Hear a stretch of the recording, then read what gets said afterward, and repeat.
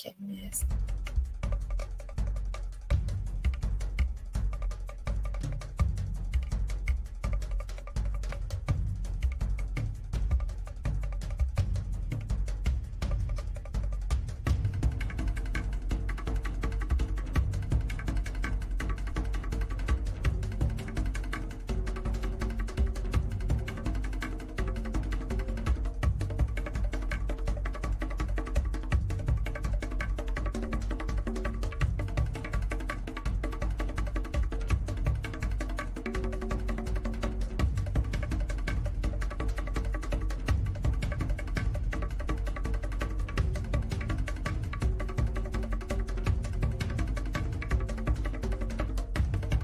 Ten, 9, 8, 7, 6, 5, 4, 3. 2, 1.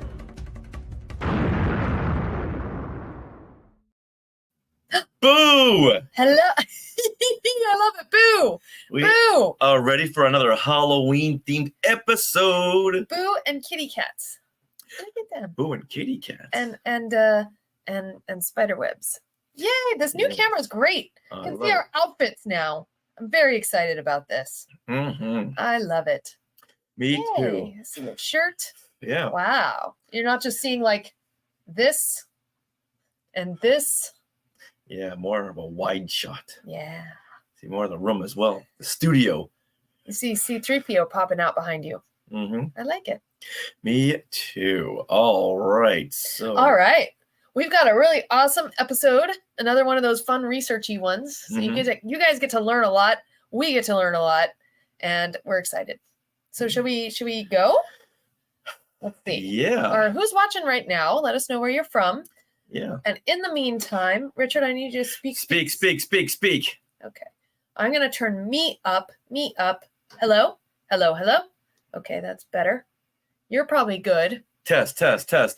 You're just loud. Yes, I am just loud. Okay. Well, just going to bleed on this microphone unless we record in a different room, but that's okay. I like it. Yeah, me too. All right. How's this? Lighting? I think the lighting looks good today. Yeah.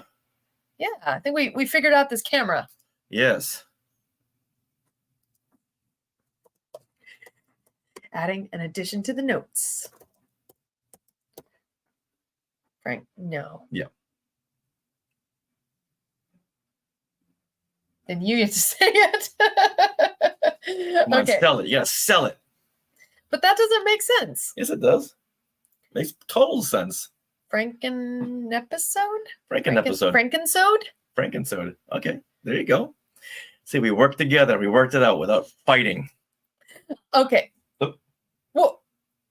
Whoa. Siri agrees with us. She said, uh-huh. Shut up, Siri. Oh, that's so mean. Shut up, Beavis. Oh, no. Okay. Richard, Yes. What? claps. Oh. Thank you. Okay. This is what you can look forward to on this Frankensode 488. I can't do it. Okay. Franken episode. But why? And what do you mean why? What do you mean why? You say it. I want to see how you say it. This is what you can look forward to on this Franken episode 488 of Skywalking Through Neverland. Okay. Now you go. Okay. This is what you can look forward to on this Franken episode 488 of Skywalking Through Neverland. I'm so proud of you. Okay. Hey, Skywalkers. So. What? What are Nothing. you laughing at? Nothing. My looks? What's going on? All right. Here we go. Yes. Hey, Skywalkers. When you think of the ultimate Universal Studios monster, who do you think of? Chances are it's Frankenstein. I know technically it's Frankenstein's monster. Yes, we know that. Well, celebrate Halloween season with us. Well, celebrate this Halloween season with fabulous Frankenstein fun facts from us. But first, we want to welcome you back to Skywalking Through Neverland. I am Richard Woloski, but now everyone please say hello to my bride, my sweetie, Sarah Woloski. That has double meaning this week. It does. I'm your bride. Oh, yay. That'll be clear as we go through this episode. Well, we are your enthusiastic podcast destination to the many decades of your Star Wars, Disney, Marvel, pop culture, and Halloween fandom. So imagine a big Wookiee hug from us and a little sprinkle of pixie dust and maybe even a witch's cackle for our family of Skywalkers. All right, we are live on the Skywalking Through Neverland YouTube channel right now. And if you haven't already, please subscribe and hit the bell for notifications for when we go live. I know sometimes it's a surprise, like right now. So we don't have a lot of people watching because we surprised you. But if more of you hit that bell for alerts, you'll get to join us whenever we go live. All right, should we give everyone an update on where we are with numbers? Yes, we did. Yes, we shall. So we were at 91 what last week? Last week, we were at 9108. That's 9,108 subscribers. Okay. We asked for 5 to 7 subscribers. Okay. And the Skywalkers, they said, nope, we're going to give you 26 more subscribers. What? Yes. Oh my goodness. So guess what that means? It has brought our total up to 9,134 subscribers. That's crazy. What? Oh, well, that's great. You ask the Skywalkers and they deliver. So thank you so very much. So let's keep this subscriber party going. What do you think? I think so. Do you think we can get to 9150 by next week? You know what? Yes. Pshaw. Let's do it. Easy. I think we should. 12 more. Come on. That's a walk in the park. And also, more big news. Mm-hmm. Last week, we just needed 3,800 downloads to hit the 1 million mark. On audio podcast. Audio downloads. only. We needed just 3,800 more. Well, guess what? What?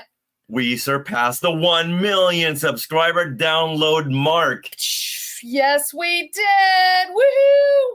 1 million downloads, Skywalkers. Wow. Thank you so very, very much. We put out a post on our Facebook and on our Facebook. We put out a post on our Facebook page and group asking people just a couple more. We need a couple more. Mm-hmm. And all these Skywalkers said, okay. And they downloaded this episode and that episode, and they got us to the 1 million mark. Wow. Amazing. Wow. Took us 11 long, hard years, but we finally did it. Wow. Thank you. Thank you, Skywalkers. That is so exciting. Now I think the next count is on our YouTube channel. We have like 5.8 million views and we're almost at 6 million views. So maybe we can start counting down that. Why not? And our Instagram as well. And yeah. don't want to overload with too many numbers. I know. It's so cool. All right. Well, in this episode, we are going to summarize the Universal Frankenstein Cinematic Universe saga. We just watched all 8 films. There's 8 of them, all from 1930s through 1940s. 1931 through 1948. Yes. All right. And we'll give you a brief summary of each film. We're going to break down the creature casting, the music, really interesting times for soundtracks at that point. And we'll also reveal some great music fun facts. Let me read that again. In this episode, we summarize the Universal Frankenstein Cinematic Saga. We just watched all 8 films, and we had a blast learning so much about these cinematic treasures from 1931 to 1948. Mm-hmm. Yeah. And we're going to give you a brief summary of each film. We're going to break down the creature casting and reveal some great music fun facts. There's a lot going on in soundtracks in those days as well. Universal Frankenstein 101 is about to begin. Yay! All right, now we are being sponsored by Small World Vacations, and they are a diamond-level Disney vacation planner travel agency that can help you book your trip to a Disney park around the world or on a Disney cruise or both. Now, best of all, best of all, the great news just keeps on coming. The service is free of charge. So head over there to smallworldvacations.com for a no obligation price quote and tell them Skywalking Through Neverland sent you, or you can give them a witch's cackle or a Frankenstein. Any one of those will work. And by the way, Walt Disney World just released the dates for the Festival of the Arts Festival in Epcot. And it's January through February next year, certain days. And Richard, I think we may need to be calling on Small World Vacations. You know we will. We Yeah. used them when we last went to Florida. Mike, why would anyone not want to use a travel agent? I don't know. They set up everything for you. They get you the best prices. They get you all the discounts and all the little gifts. Come on. It's good stuff. It's a no-brainer if you're going to travel. Yes. All right, now we are recording this from Long Beach, California on October the 21st, 2024.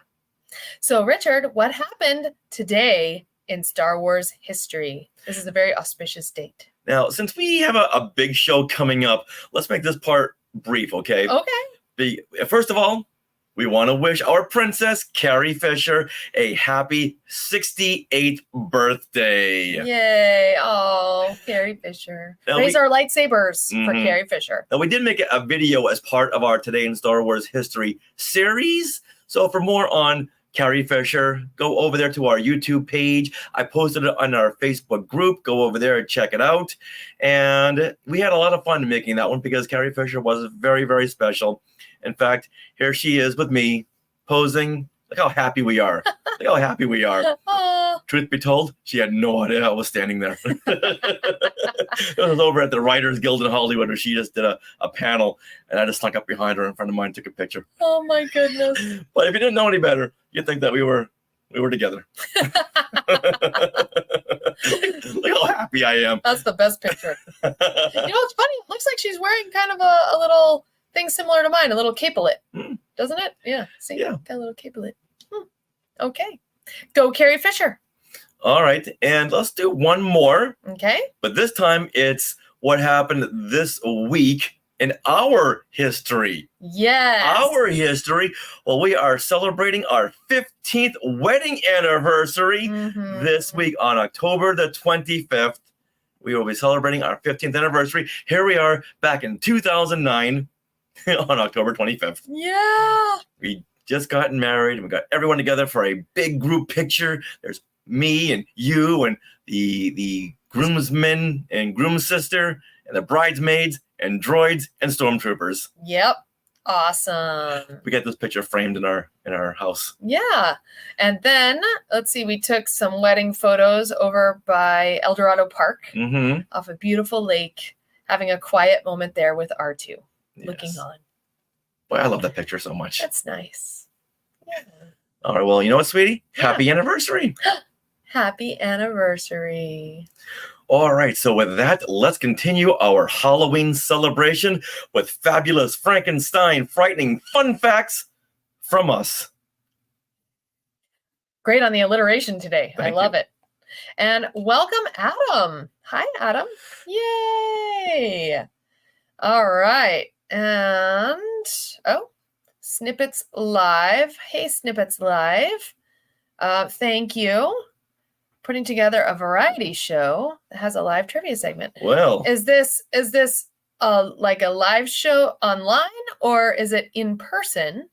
And if so, you might want to try to reach us on our Instagram or YouTube because we don't check in on, what is this? StreamYard. No, not StreamYard. This is whatever this is. Yeah, so message us on Facebook Oh, Twitch. Yeah, we don't really check in on Twitch. We just kind of live stream there. or Skywalking Through Neverland.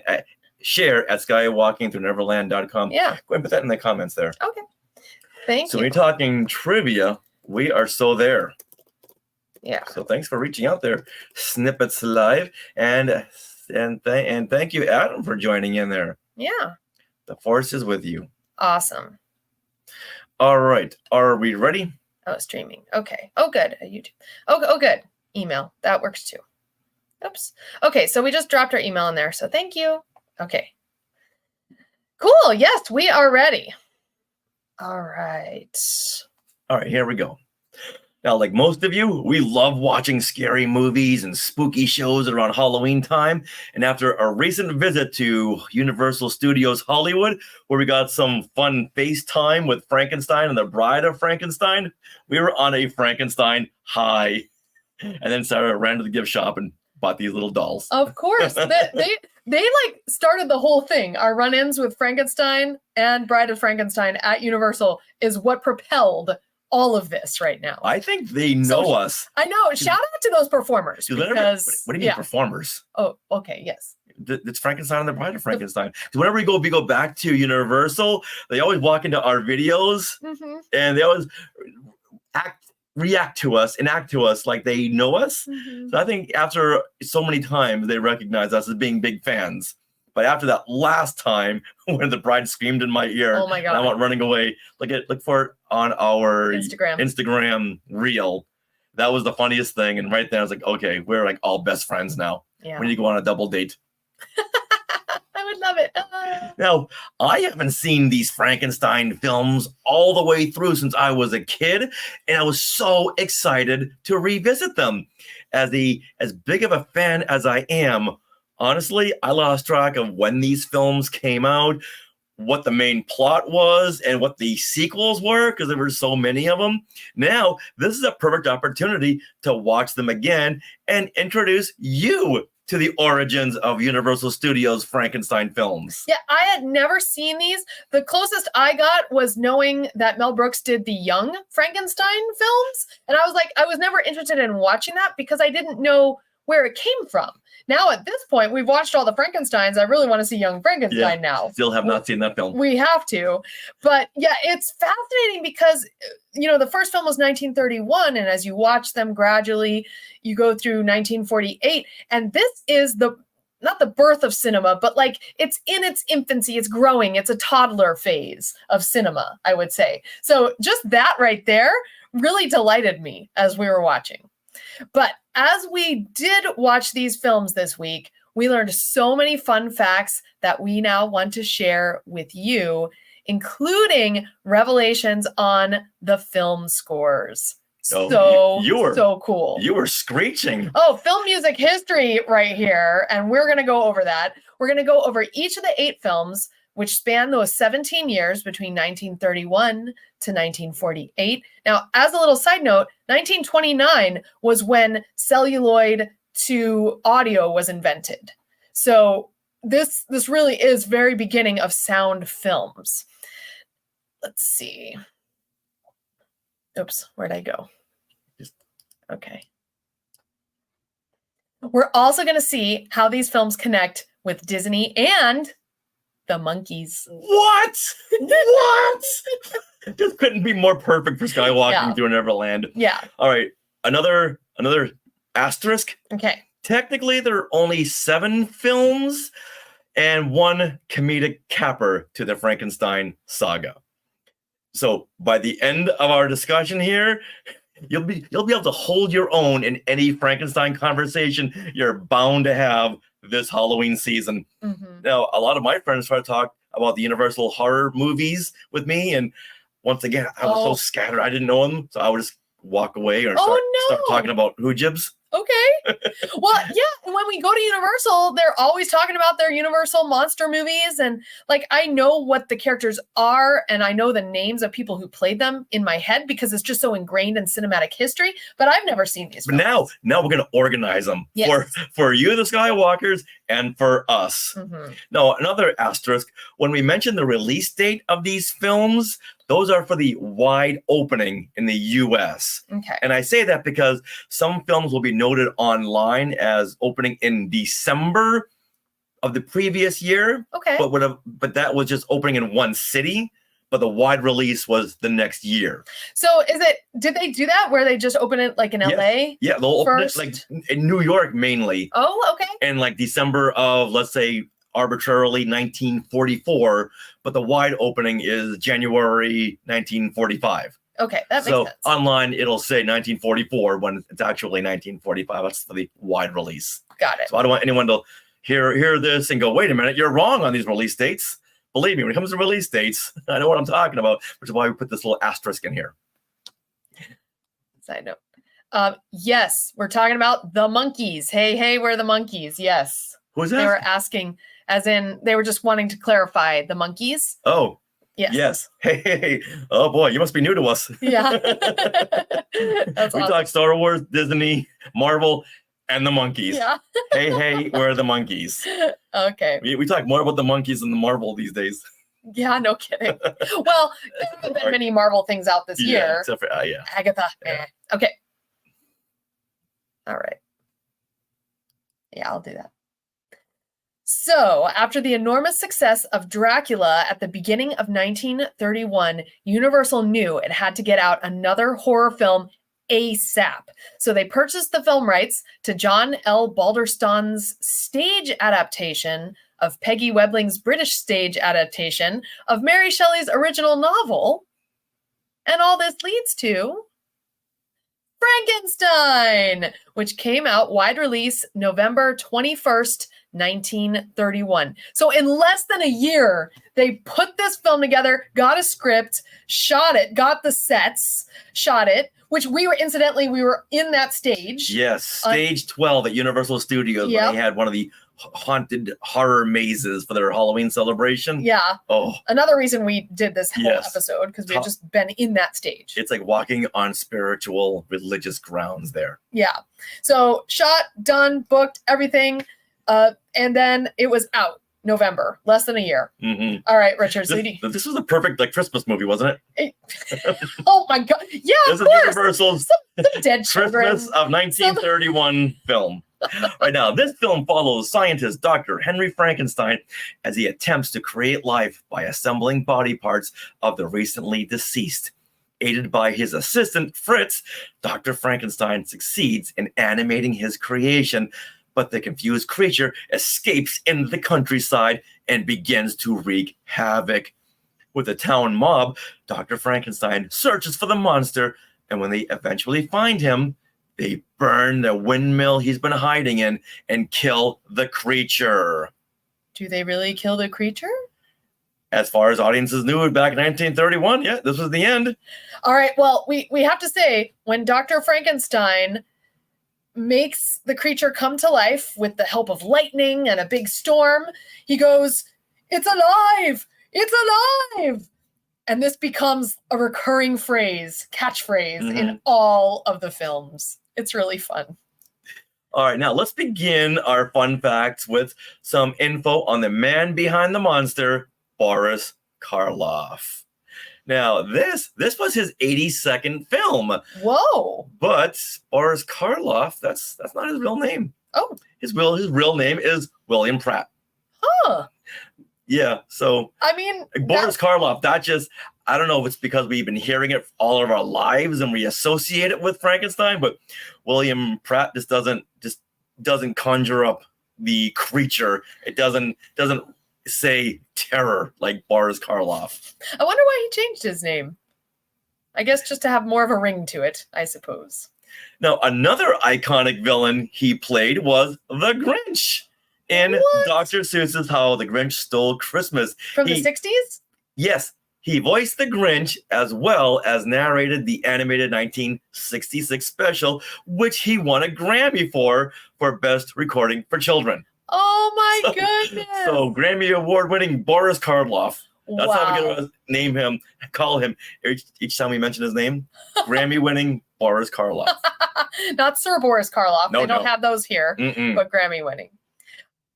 All right. Hey, Tati's joined us. Oh, hey. Ringgold. Awesome. Hey, guys. Okay. All right. Now, fascinating fun fact. When we were watching this film, there's a lot of dialogue scenes. There's things going on, and it sounds remarkably bare. Like it's just the dialogue. And so sure enough, I looked it up, and this film was produced without a film score. So in 1929, 2 years before this, synchronizing sound to celluloid was invented. So this is very, very early on. Now, even though movie theaters had pianos and organs that accompanied silent films as they played, the act of having a movie score was very, very new. In fact, the French were more pioneering in that aspect than the US was. So really, like, did you feel an absence of the score when you watched this film?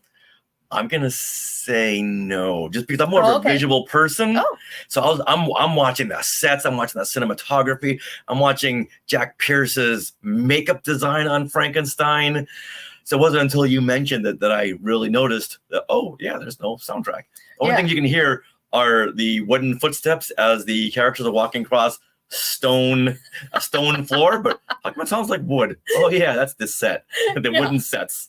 Oh my gosh. All right. Well, there is a fun fact because in history, this film, not having a film score, is huge. So in 2001, Michael Shapiro took it upon himself to write a 70-minute score, and it premiered live with orchestra in October of 2002 in New York. And since then, it has gone on a concert tour where you could watch the Frankenstein live to picture with the music. Yeah, with the score.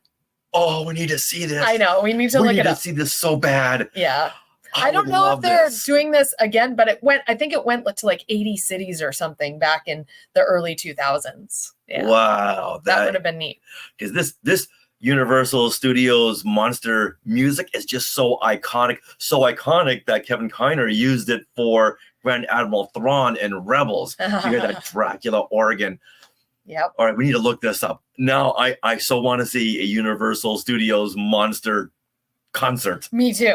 Oh, that would be amazing. Like if the Hollywood Bowl did that or something, that would be so cool.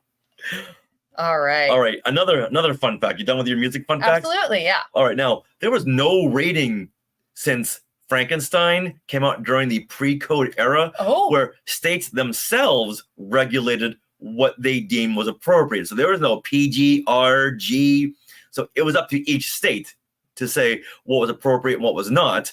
And some of the East Coast states made Universal cut stuff out, like the scene where Frankenstein throws the little girl in the lake. Yeah, and she drowns. Yeah. Spoiler. Yeah. So the Universal cut that scene out of the negative. Oh. And it was lost for 50 years. Oh my goodness. So when was it found again then? Hold on. It was the scene played where the little girl and Frankenstein, they're throwing petals in the water. The little girl wants someone to play with. Mm-hmm. Frankenstein comes stumbling over. She's like, I don't care what you look like. Good for you, little girl. No body shaming. But I want someone to play with. Here's some flower petals. Let's throw them in the lake and watch how they float. And Frankenstein throws his last one in. Hey, I want something else to throw. I'll throw this little girl. Picks her up and tosses her in. But in the changes, Frankenstein just looked at the flower and then they cut away. They cut. Yeah. Yes. So it wasn't until the early 1980s where they found the remaining scene for that sequence. Oh my goodness. I know. So all the re-releases, they didn't have any of that. Now, what's fun about this is, Richard, I think once again, the Frankenstein and Bride that we meet at Universal Studios, they must know these movies pretty well because we went there on Valentine's Day and we got a flower power drink from the new 1UP Cafe. And it comes with like this little cardboard flower. And so at one point we were holding it up and Frankenstein took it, like he shares flowers with the little girl in the movie, and he cut it in half and gave one to the bride and one to me. Yeah. You remember that? Yeah. That was so cute. Oh yeah. Oh, these the Frankenstein and the bride, they know their business. Yeah. And then he tried to pick up Sarah and throw her into the lake. I said, no, Frankenstein, no. Okay. You can't do that on the East Coast. You can't do it here, okay? Don't throw me into the Waterworld lake. No. All right. Reynold Gobet in the Sky Chat is asking if these concerts predate the Star Wars and concerts. Those started in 2008. 8? Okay. 2000. It could have been 2007, but 2008 is when it was in England at the Odeon Theater, the Odeon Stadium. And from there in 2009, the Star Wars concert debuted here in Anaheim, California. So I want to say 2008 is when the Star Wars concert started. So then, yes, since 2002 is when the Frankenstein score was going around, then that is new. All right, now let's move on to the first sequel, Bride of Frankenstein. So this took, about 3 years to do?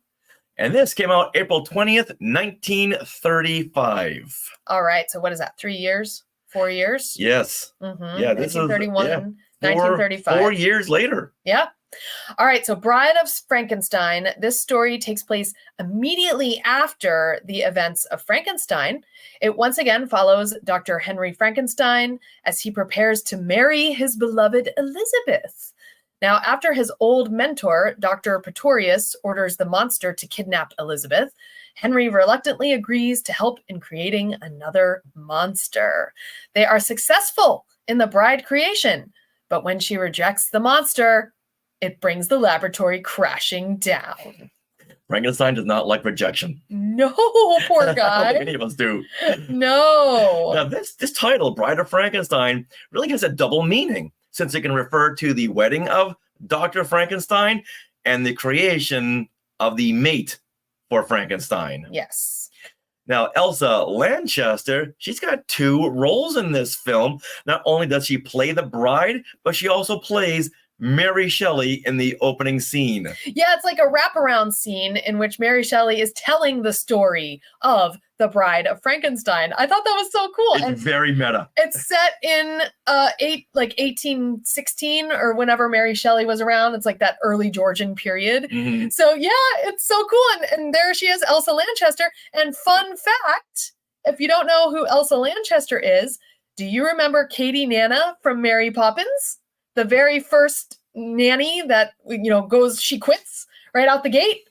That is the Bride of Frankenstein. That's Elsa Lanchester. I was like, I recognized her eyes right away. I'm like, wait, who? I know that face. And she's much younger, of course, than she is, 20 years later in Mary Poppins. But No, yeah, 30 years. 30 years 30 later. years later in Mary Poppins. Yeah, so I was freaking out. I'm like, oh my God, it's Katie Nana. Yeah. So there's a Disney connection right there. Yeah, I love it. All right, I was also okay, I'll just say it right now. This was my favorite out of all the Frankenstein films. Mhm. Yeah. I can say that too. Yeah, I mean, it had, of course, the bride in it. She's nowhere else, you guys. It's just in this one. Sarah's got a great fascination with the bride. Since that day we met her at Universal, she admired Sarah's nails. Yes. As the bride, this creation made of the undead. She's admiring Sarah's nails, and she told me to go. Yeah, she wanted to take me. She took my hand and Yes. told you, go. Go. Go. Go. And look for that video coming soon because we got to post that. It's really Okay, funny. Okay. The bride rejects me. See, she didn't like it when Frankenstein rejected her. Now she's rejecting me. Oh my goodness. Okay, well, there's another reason why this is my favorite. And it's because the score is by Franz Waxman. Now, you may know him. He is one of the mentors of John Williams. So we have this immediate connection here. So first of all, there's some fun facts about this score. Director James Whale, he sought out Franz Waxman after hearing Waxman's score for a 1934 film. It's a French film called Lilium. And like I mentioned before, the French really pioneered movie soundtracks, and Franz Waxman was on the very fore end of that.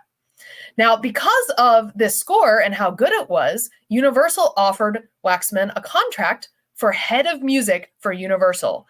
This is about a couple months after Franz Waxman had immigrated to the United States. Wow. So right out of the gate, and he's like in his 20s at this point, which is amazing to me. And he was born to Jewish parents living in Germany. So the anti-Semitism at that point, that's what drove him out of Germany right then.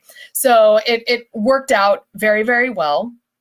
Also, there's another Star Wars connection beyond just Franz Waxman being a mentor to John Williams.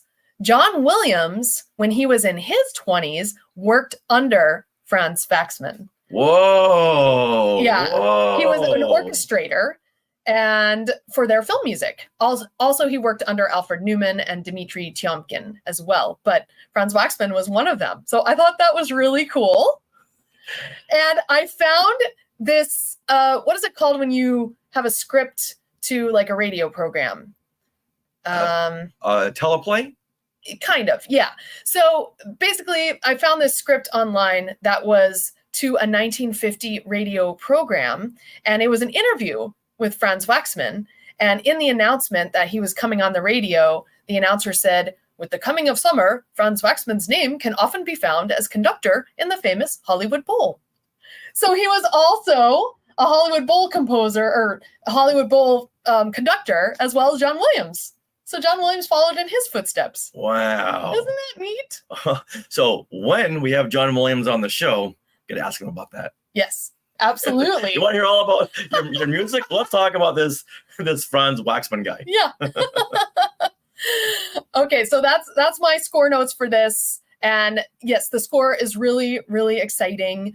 There's some really great stuff going on. You can and it's nice to have some score underneath dialogue scenes, because wow, there's a lot of dialogue in this film. Yeah, but these films could use a new remixing. A lot of times the thunder is just so overwhelming, the music, and it's a little bit too loud. So like, what are they saying? So watch it with subtitles. Yes. Okay, there is another fun fact here. So the ascending melody of Waxman's Bride's theme, it's very iconic. And in 1949, composer Richard Rodgers borrowed that melody for the famous Bali High, which is one of the grand songs in the musical South Pacific. And we can play that if you want, but so not right now. Set up how it should be edited. Okay. So here you listen to the Bride's theme. Da da da da da da. That's what it is. And now let's listen to a bit of Bali High. It's the same. Da da da.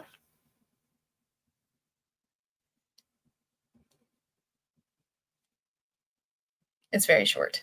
Okay. All right. You good? Mm-hmm. Okay. All right. So in short, Waxman's score to Bride of Frankenstein really revealed the need for a good score for Universal's monster movies moving forward. And so Universal put more money into that department. Oh yeah, they did, and it shows. Yeah, in fact, like making Waxman the head of music. It's like before that, I don't think they had a head of music at all. Yeah, no, that guy was getting paid. Yeah. All right, now like Frankenstein, let's talk more about censorship, okay? Oh yeah. Because this, like Frankenstein, this was also subjected to censorship because of dialogue in the originally submitted script. Now Universal had to submit these scripts to the codes so they can get a seal of approval. Now in this original submission, there was talk about how Dr. Frankenstein and his work are compared to God. Oh, right. So even with that seal of approval, there was a scene in the film that was challenged really by England and China about... I'm sorry. No problem. All right, so now let's go back to censorship. Okay. Because this film was subjected to censorship because of dialogue in the submitted script to to get a seal of approval, because Dr. Frankenstein was compared to God because they're both creating life. Yes. Okay. Yeah, so they had to cut that immediately. Then the seal of approval, they were challenged by England and China because there was a scene when the monster, Frankenstein's monster, gazes longingly upon the body intended for reanimation as the bride, because they thought this looked like necrophilia. Oh, because it wasn't living yet. Yes. He was gazing on a dead body. Yes. So England and China, they said, yeah, I know you have a seal of approval, but we don't abide by that because this is not right. Wow, that's some issues. Okay, I could see that. I can't say they're wrong. Yeah. Wow. Now, is this the film in which they talk about gods and monsters? Yes. Okay. Yes. Because I remember a lot of Frankenstein, like his drive to create the monster was this whole, I want to be like God. So that talk was definitely in the version that we saw. Mm-hmm. But was it cut out of certain versions? I'm sure that was. Okay. Keep talking. Hold on. Hold on 1 second. That's okay. Have a look. Thank you, guys. Any questions, just throw them out there, you guys. Let us know what you're thinking. I just really love the bride. Yeah. I wish she was in more of the films because she's so cute.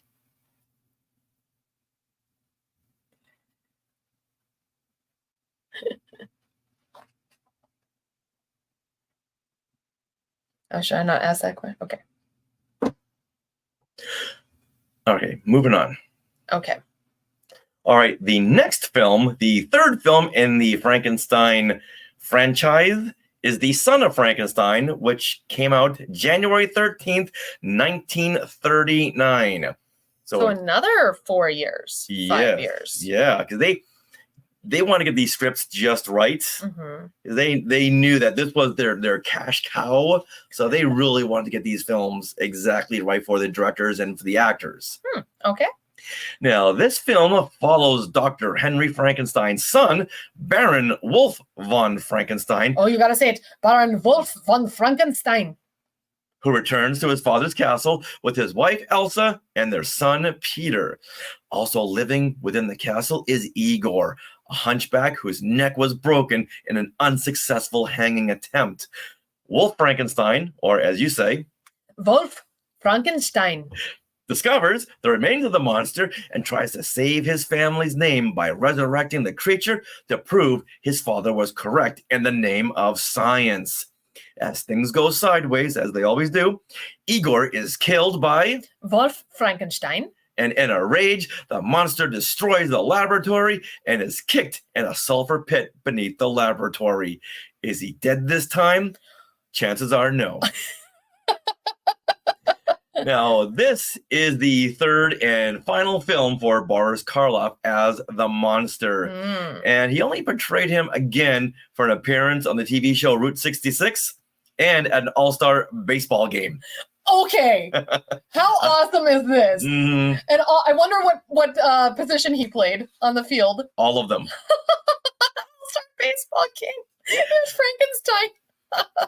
That's so funny. Now, Boris Karloff said in an interview after Son of Frankenstein, I decided the character no longer had any potential. The makeup did all the work. Anybody who can take that makeup every morning deserves respect. At this point, he really wanted to be a serious actor, not just, again, he knew if he'd made any more of these, he'd be always known as Frankenstein. Yeah, That didn't really work out, Boris. No, and he also doesn't have a ton of dialogue either. So it's like Frankenstein grew a little bit in Bride of Frankenstein. Yes, he turned it into a smoker and an alcoholic. Yeah, he did, and he made a friend. Yes, the blind man. The blind man. In fact, I make a reference to the blind man in my film Day Jobs. Oh, with Frankenstein. Oh, okay. Go watch it. So yeah, he actually had dialogue in Bride of Frankenstein, but they pulled back a little bit. That's right. Okay, so any other fun facts? Now, guess who plays Igor? Igor. I'll give you a hint. His name rhymes with Bela Lugosi. Is it Bela Lugosi? It's Bela Lugosi, aka Dracula. He's been trying to get into a Frankenstein film for a long time. Oh. And he just loves this film. He eats up every scene as Igor. In fact, some of the reviews even said he stole the show from Frankenstein. I could say that. He's really good at this. He really is really good as Igor. And Igor has this weird, he's got a hunchback and a protruding bone in his neck. In his neck. And it looks so creepy.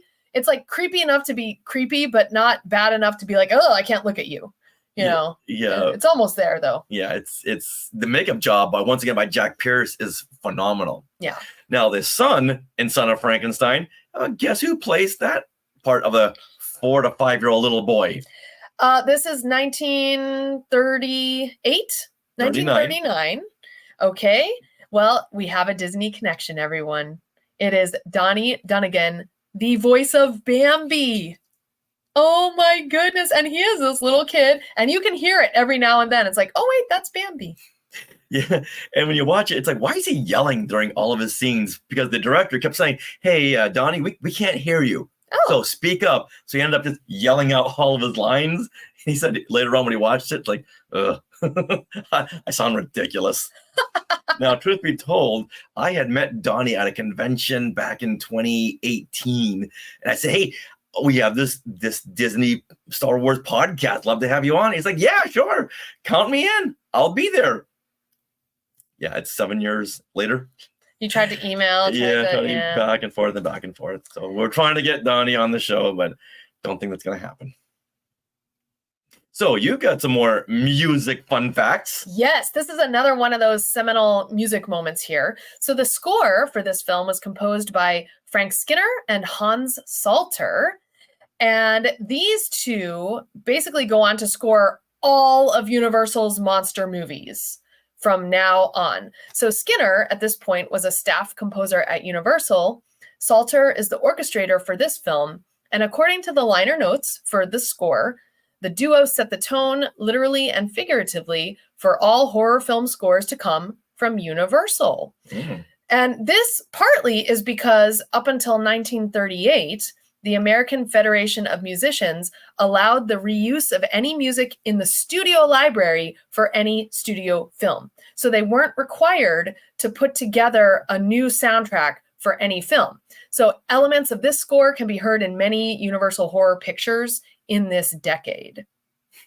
Now, also another historical fun fact, again, this is the 1930s, Hans Salter is Austrian, and he also was born to Jewish parents, and so he also immigrated, just like Franz Waxman, to the US because of rising anti-Semitism and Hitler at this point. Well, bring him on over. Yeah. We need him. Exactly. And then he ended up working on Frankenstein and all these monster movies that are set over there in like Germany and stuff. He even, I believe, yeah. So Hans Salter in like 1962 did the score for Hitler. So it all came back around. Like there was a movie called Hitler. Yeah. Yeah. Well, you know what? Who's the more evil? Which monster? Yeah. Oh, yeah, exactly. Yeah.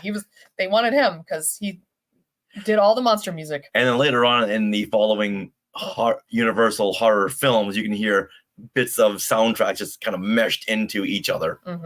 Yeah. All right, now let's move on to the next film.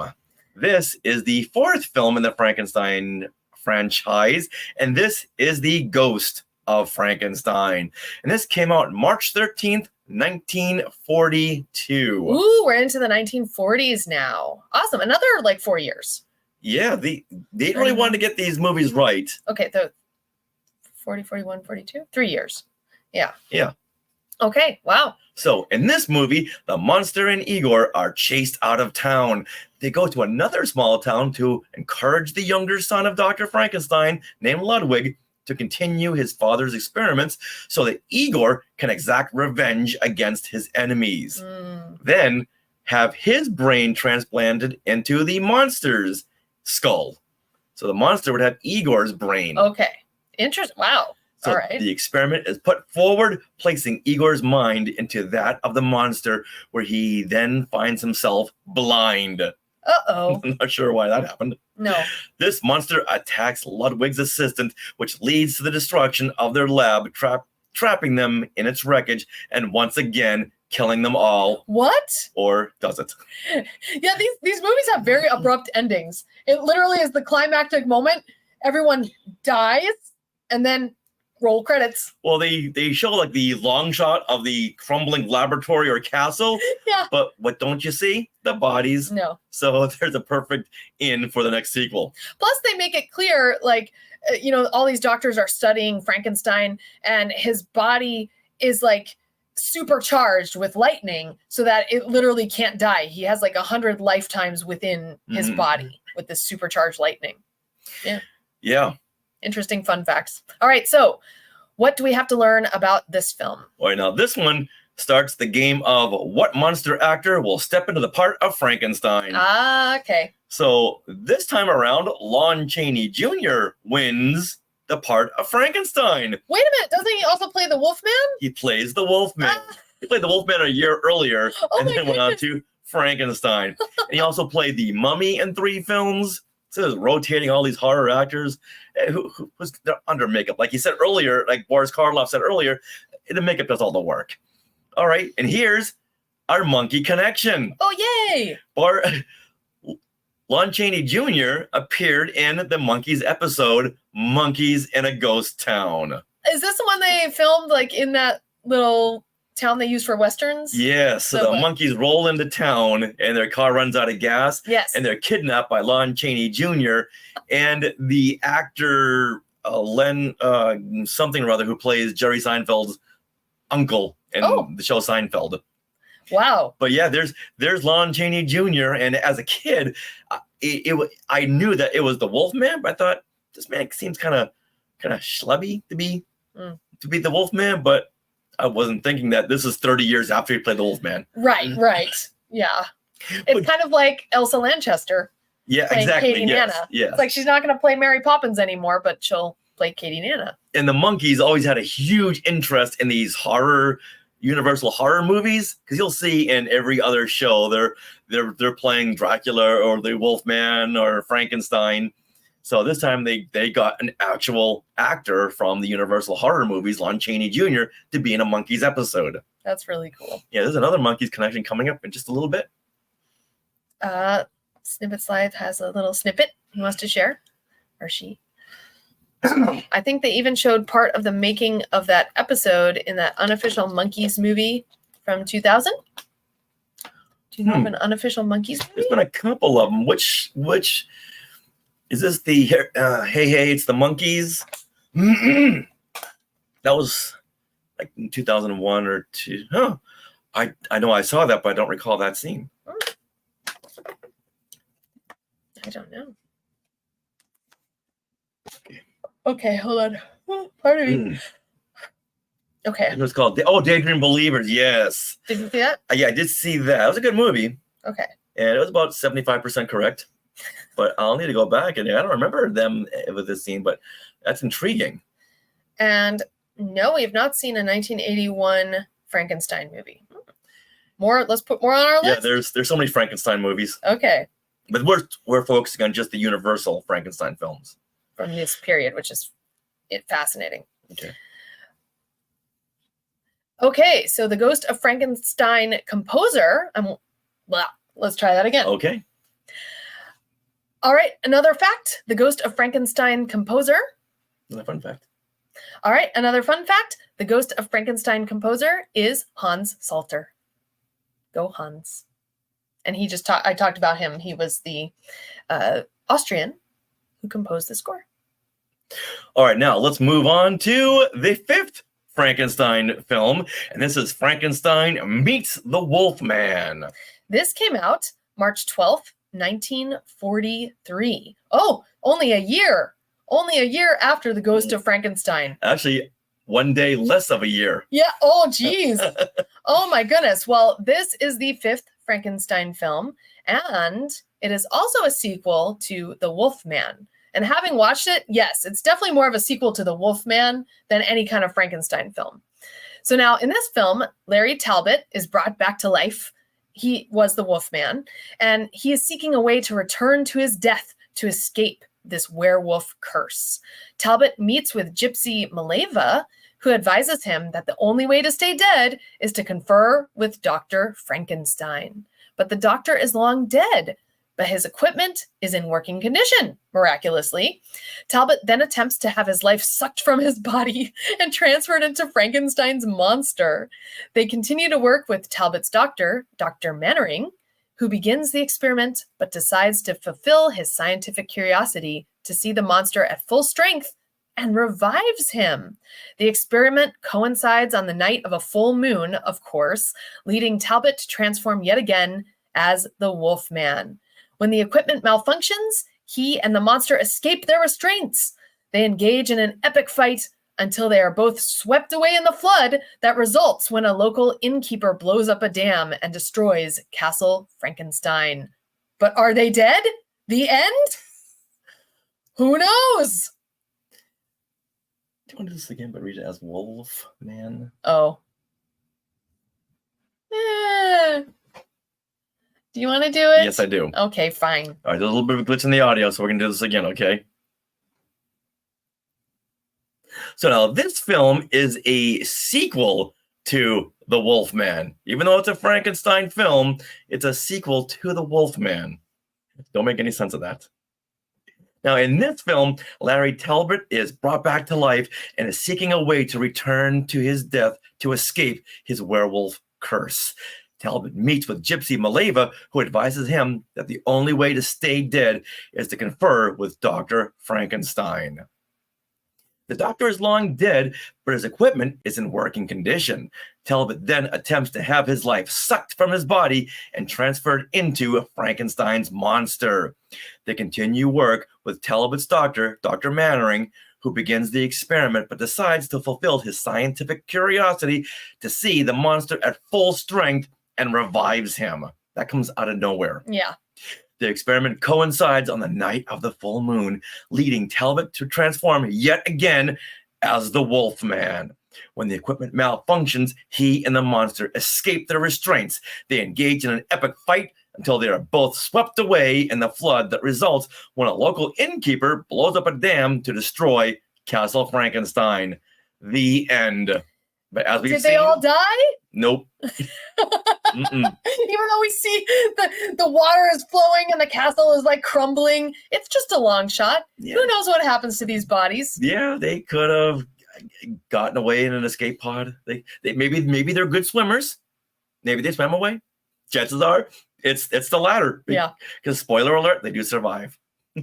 Now, this time, Lon Chaney Jr. passes the torch to Bela Lugosi to play Frankenstein, who previously played Igor. Mm-hmm. Now, the Frankenstein character was able to speak in prior films like we were talking about, but not in this one. Do you know why?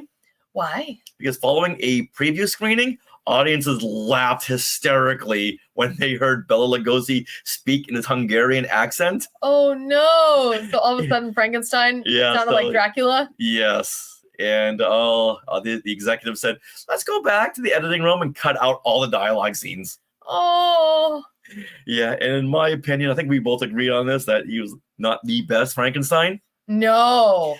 In fact, when we first saw him, Frankenstein comes on screen. He's got his arms out, so we're like going, "Why are his arms out in front of him?"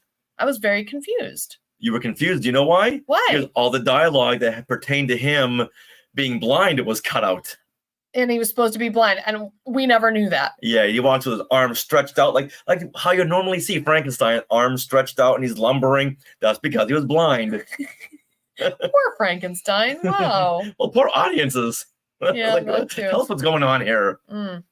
Now, Frankenstein Meets the Wolfman was the first of what would become known as the Monster Rally films, Oh. where you had two or more monsters crossing over into one film or another. Right, to get audiences to come. Yeah, all these characters. Let's put them all together. That started what they call the Monster Rally films. This is like the MCU. It very much like Civil War. You know, you get like all those. Oh my gosh. And it's also much like the films we would see decades later with Alien versus Predator and Jason versus the Mummy, or Jason versus Freddy Krueger, or Freddy Krueger versus Chucky, or Chucky versus the Hoojibs. Alien and Predator, you said that? Yeah. Deadpool and Wolverine. Deadpool and Wolverine. Brought everyone in. All because of these Monster Rally films. Hey, we're going to wonder, would anyone figure out how to do this later on? You think they would, but it all started here. Yeah. Wow. Okay. All right. Well, I have another fun fact. This is my own fun fact. And I feel that Dr. Mannering is the original McDreamy. You guys, McDreamy? Yes. From Grey's Anatomy? Exactly. He's the original hot doctor. Let's check him out. McDreamy. Yeah, why don't you check him out? Come on. He's so cute. Like, he's just so cute. I'm like, how can this cute guy be a doctor? He needs to be an actor, which is what he is. But yeah, I believe he also played Robin Hood, which tracks. But yeah, but look at that. Little young, fresh-faced McDreamy. Okay. Well, they needed to bring in that female audience. They did. It worked. Yeah.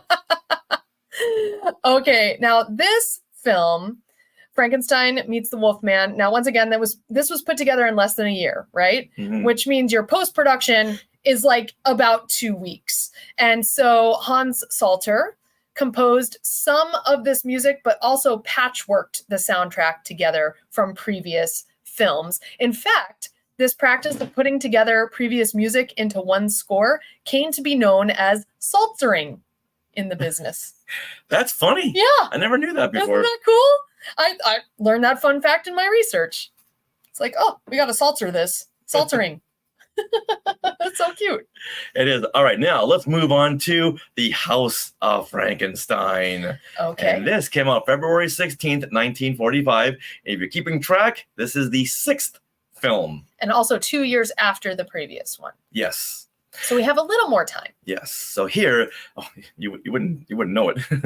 Now in here, Dr. Gustav Niemann, or Niemann.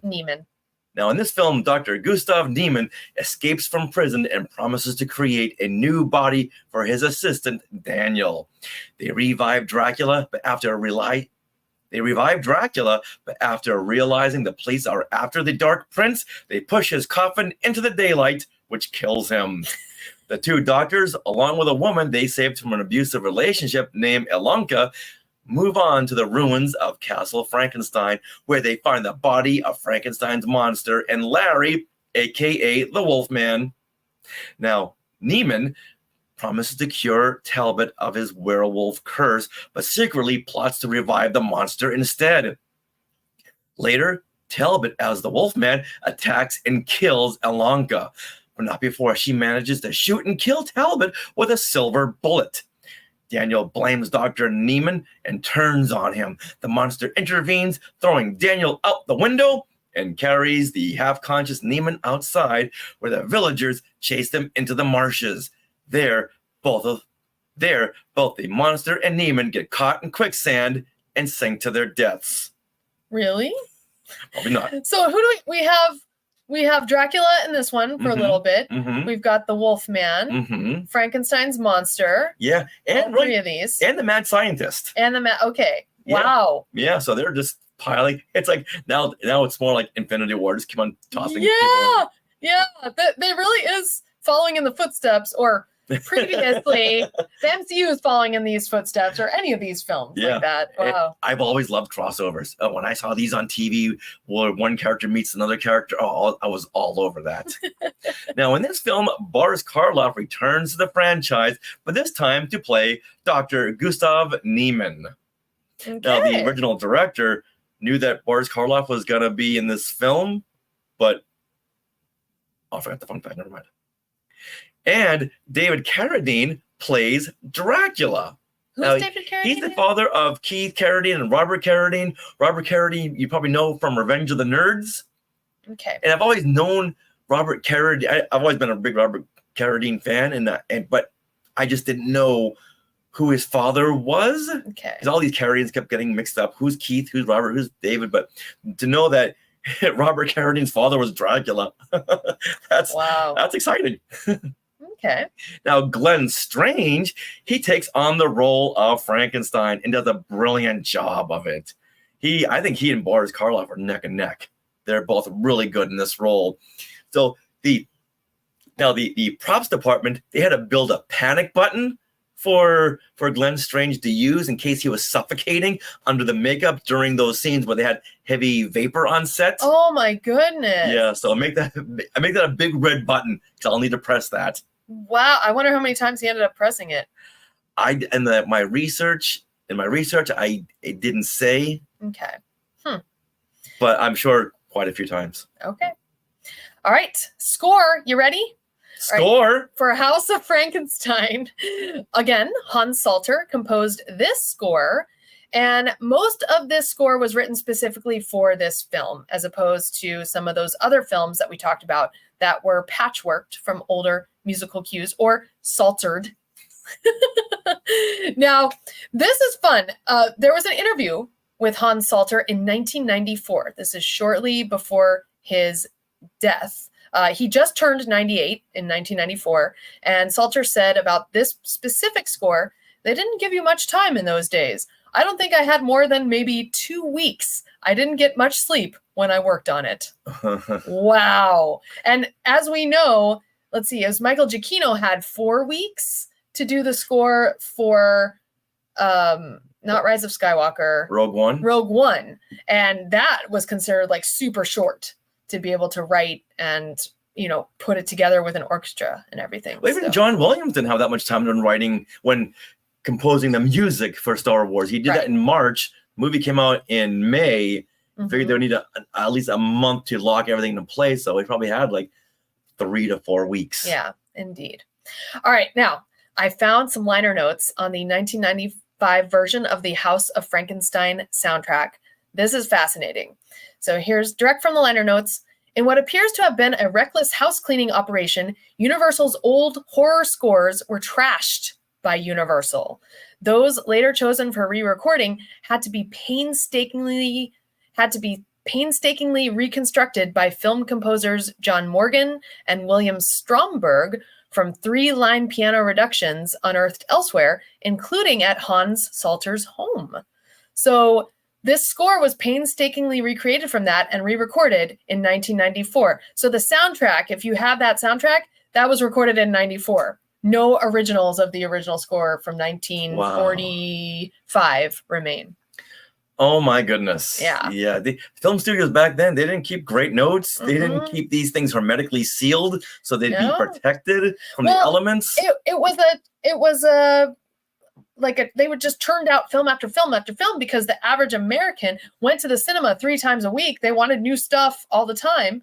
And movies were, yes, they were cherished and looked upon as really films in that many numbers. They couldn't have as, they couldn't be as good. Right. And plus the fact that there was no home video. Yeah.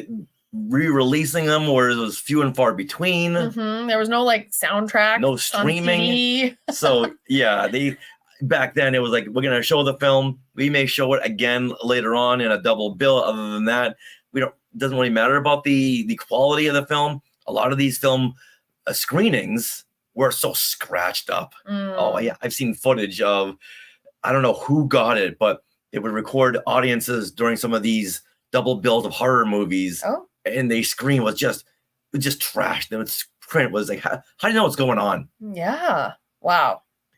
All right, so let's move on now to the sequel of House of Frankenstein, to The House of Dracula, which is the 7th film in the Frankenstein saga. What? The House of Dracula. I bet Frankenstein shows up. Spoiler.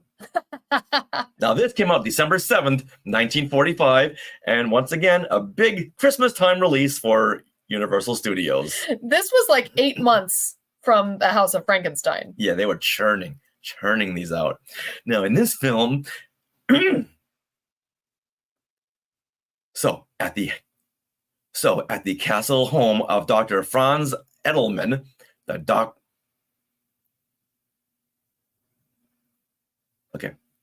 So now at the castle home. So now at the castle home of Dr. Franz Edelman, the doctor is visited by Count Dracula and Larry, aka the Wolfman Talbot, who are trying to cure their vampirism and lycanthropy. That's not something that can be cured other than death or stake to the heart. The doctor agrees to help Dracula, but is unable to aid Talbot. Aww. Talbot tries to get himself imprisoned to control the werewolf within, and eventually tries to commit suicide by leaping into the ocean near the castle. Talbot survives the fall, only to find the body of Frankenstein's monster in a cave below the base of the castle. Edelman takes the monster's body back to his laboratory and finds Count Dracula, who then captures the doctor and forces a reverse blood transfusion, which gives Edelman a split personality that wreaks havoc. Getting this so far? Yes. The doctor revives Frankenstein's monster with the doctor revives Frankenstein's monster. The doctor revives Frankenstein's monster with the others witnessing Edelman's transformation. The townspeople rush to the castle where the police attack the monster. Talbot shoots Edelman dead and traps the monster as the house burns down around them. It's the same ending for all three films. How do we end this? Just burn something. Yeah. Burn something or have it knocked down in a flood. The original Frankenstein film, the windmill burns down around him. This one, this And then burns down around him. See, now they need an earthquake and a hurricane for earth, wind, and fire Yeah, they do. and water. Well, you already got water in the previous one. Yes, The but you need the whole and then for the last film, Earth, Wind, and Fire, the group can do the soundtrack. Very good. Okay. Now, this is a direct continuation of the House of Frankenstein. So it's House of Frankenstein 2 and Frankenstein 7. Oh, boy. Okay. So technically, this is the last film in the Frankenstein saga. Oh. Now, the character Frankenstein was only added into the story after many drafts of the screenplay were written. It was originally Wolfman versus Dracula, which was written before the making of the House of Frankenstein, but it was canceled. Okay. All right, now, after the success of House of Frankenstein, it was put back into pre-production with the name Destiny. Okay. And Universal said, no, So try again. How about try House of Dracula? And they said, the filmmaker said, okay, that's fine. Yeah, I never understood the Wolfman versus Frankenstein, or Wolfman meets Frankenstein, or this character meets that person. It's not meeting; they're fighting. They're dueling. They're battling. Right. So why meets is like, hey, how you doing? I'm Larry Talbot. Right. I'm Frankenstein's monster. Oh yeah, I'm the Wolfman. Oh, I heard about you. It's like a meeting, but no, this is like, throw that in there, which is why they originally had a film, Wolfman versus Dracula. But then it was scrapped. Yeah. Yeah, this film was done like just very quickly, and to save money, they not only reused sets and props from past films, but they also used clips from past films, and this soundtrack was also a patchwork of other films. Like, I think there was 8 composers that were involved in psaltering this one. Oh boy. Mm-hmm. Yeah, unions weren't a force back then. Yeah. Nowadays, no way. Mm-hmm. All right, let's move on to the next film, which technically not part of the Frankenstein saga.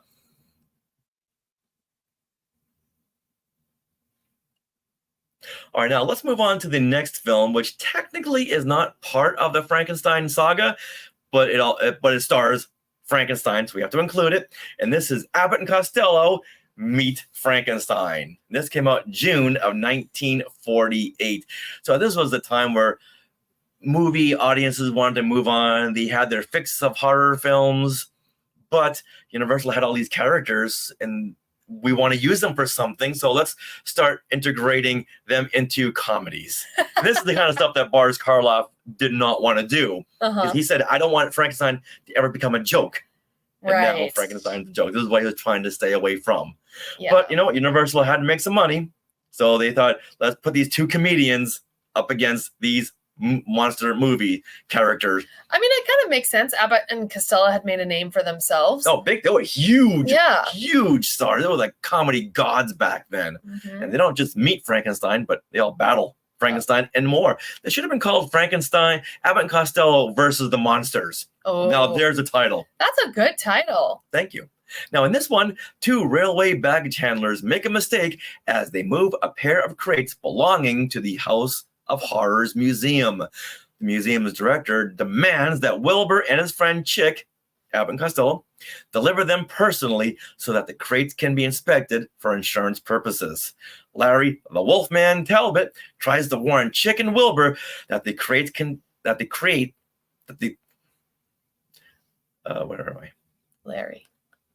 Larry, the Wolfman Talbot, tries to warn Chick and Wilbur. Larry, the Wolfman, that's hard to say. Larry Talbot, aka the Wolfman, he tries to warn Chick and Wilbur that the crates contain the bodies of Count Dracula and the Frankenstein monster. But before he can successfully tell them, he turns into the Wolfman. Dracula and the monster escape their crates, and hilarity ensues as they plan to take Wilbur's brain and put it into the monster begins. You don't need this. Yeah.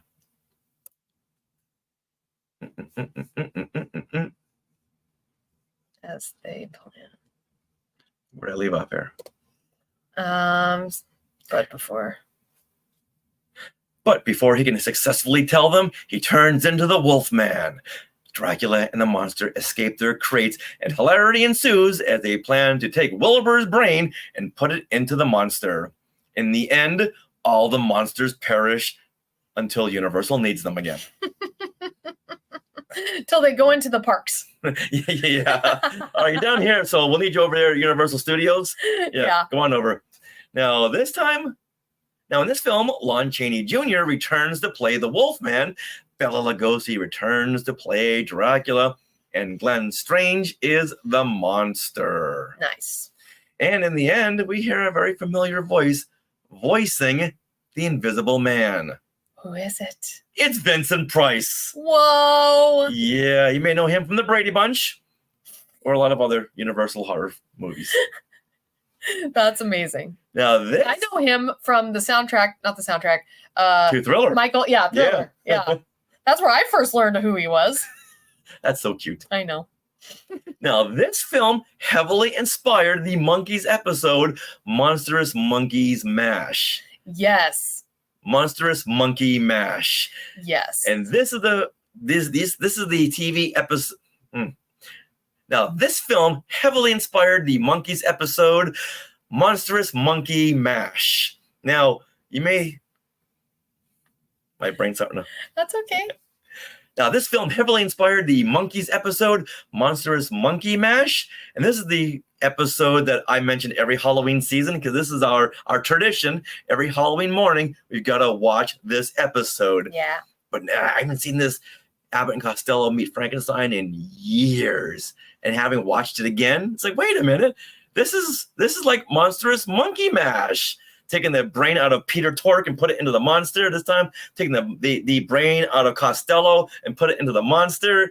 And a lot of fun little gags. Even you pointed out some monkey gags. Oh yeah, is it who's Wilbur? Is that Abbott or Costello? Wilbur is Costello, the little pudgy guy. Little pudgy guy. Yeah, he would do these like ooh like little things, and I'm like, dude, that's exactly Mickey. Yeah. Like Mickey really based a lot of what he did on Costello.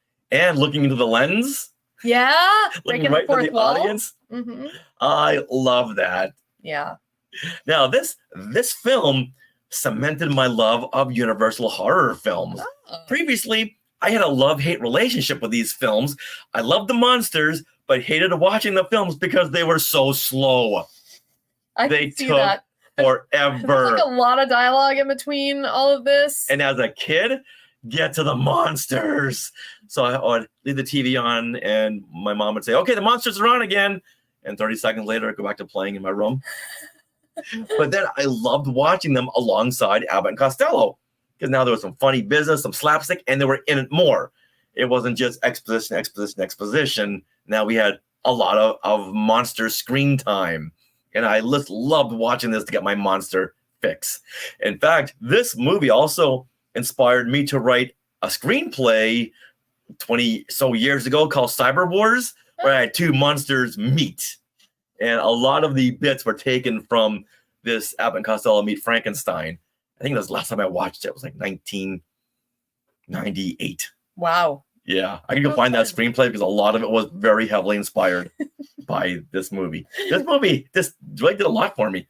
That's funny. Now, if you cringe at some of the awkward scenes in this movie, well, you're not alone. Guess who else cringed? Abbott and Costello. Abbott and Costello. They hated this script, and they would often wander away because they just did not want to be there, just wander away. And I'm sure that added to the production's schedule. Wow. Now, this film, in the end, this became one of Universal's top films of the year. And several follow-ups came after involving Abbott and Costello meeting horror film actors and more monsters. That's so funny. What I find odd is that they call it Abbott and Costello Meet Frankenstein. Okay. Now, they don't play Abbott and Costello in the movie. No, they play Wilbur and Chick. Yes. So why not just call the characters Abbott and Costello? Yeah, Just like just like on the Monkees, the four guys are named Mike, Mickey, Peter, and Davy after their real life selves. Right. Yeah, and the amount of times that Wilbur says chick is really annoying in this film. Hey, chick, chick, oh, chick, oh, chick. Like, oh my God, stop saying chick. And I believe at one time, Abbott calls Costello, Costello's name is Wilbur. I think at one time I heard Wilbur. So he had it in his mind, Costello, but then quickly changed to Wilbur. Wow. Yeah, and in this film also there's two women who are way out of Wilbur's league who are totally into him, and it's just really annoying. Yeah, but they're just using him because they want his brain for the monster. Yeah, but at the beginning it was really annoying before you knew what their motives were. It's like, how could she be into him? This is what's wrong with the 40s. Well, she wanted someone with a dad bod. Yep. All right. Well, Skywalkers, which was your favorite Universal Frankenstein film? Or do you like the Hammer films or any other Frankenstein film? Please let us know. Do you like Young Frankenstein? Do you like inspired films? Let us know. All right. And which Universal? You want to say this? You can just read this. Go ahead. All right, Skywalker. So what do you think? What'd you learn? Did you learn something new about Frankenstein that you didn't know before? I learned a whole bunch of stuff. And thank you for all that score homework that you did. Oh, I didn't know most of that stuff. Now, what was your favorite Universal Frankenstein film? Let us know in the comments. Or do you like the other Frankenstein films, like the Hammer Frankenstein films where David Prowse played Frankenstein? Or maybe one of the other Frankenstein films where Robert De Niro played Frankenstein. Now, which horror Now, this was a lot of fun. So next year, I want to do this again with another Universal horror character. So what do you think, Skywalkers? Should we do Dracula? Should we do the Wolfman, the Mummy? Let us know. Or the water monster. Creature from the Black Lagoon? Yeah. That's kind of what I want to do. It looks so cool. You know what? All right. Unless the Skywalker says otherwise, that's what we're going to do. All right. Now, we have to answer our own question. Which of these films was our favorite? I kind of mentioned which one was mine. It's The Bride of Frankenstein. That was absolutely my favorite. But, I mean, the Mary Poppins connection alone. And then Franz Waxman, like all of that. So, Richard, what was your favorite? You know what? I'm going to go with the first one because that one set the tone for everyone. And the sets and the laboratory and the lighting and all these films were fantastic. But it was the first film that really set the tone for the films to follow. And each film got bigger and bigger sets. And I just love those sets. I love the enormity of them, the lighting design and the shadowing. And with that, I'm still going to go back to Frankenstein, The Bride of Frank. All right, Bride of Frankenstein. No, you know what? I'm gonna say The Son of Frankenstein, just because they had better use of shadowing and lighting. They did. Like the sets kind of got progressively not better, but just more interesting and intricate as we went along. Because once again, this is kind of movies in their infancy, in their toddler phase, and you could see things getting better. But it's really cool. But since Abbott and Costello Meet Frankenstein had so much of an impact on me and my screenplay and how it really inspired the monkeys, I'm gonna go with that one too. This was the film I could watch over and over again because it's so much fun. All right, so you gave me 3 answers. So what's your answer? Abbott and Costello Meet Frankenstein. Okay. That's the one I'm gonna go with because you have all the monsters. You have the ultimate crossover film. That's the one. All right. It's supposed to meet someone at 4:30. So. Oh shoot. Uh-oh. Oh no. Okay, hold on. I'll be there in a few minutes. Okay. All right, here we go. Well, that wraps up episode 488 of Skywalking Through Neverland. We want to thank Frankenstein and the Bride of Frankenstein at Universal Studios Hollywood for inspiring this episode. Yep, and yes, we're going to continue our Halloween celebration next week with a special guest for our special episode. Can't wait. And we want to thank all of you Skywalkers who watch us every week, who got us to that 1 million download mark. Thank you so much. And for subscribing, for everything you do for the Skywalking Network. And you can also find us every week on socials. We are at Skywalking Pod. Now, do you have things that you want to share? Well, every Monday at 6 p.m. Pacific, on YouTube, we share things we've done the past week. We update you on our live appearances, and we invite you Skywalkers to come on and share something you've done or something you've just added to your collection. Also, are you interested in our books? Well, autographed copies of Today in Star Wars History, Parts 1 and 2, and Skywalking Through My Fandom are available now from skywalkingthroughneverland.com/book. That is the only place you can get hardcover copies. Now, do you want to support Skywalking Through Neverland? Well, consider supporting us through the Skywalking Force, which is our Patreon.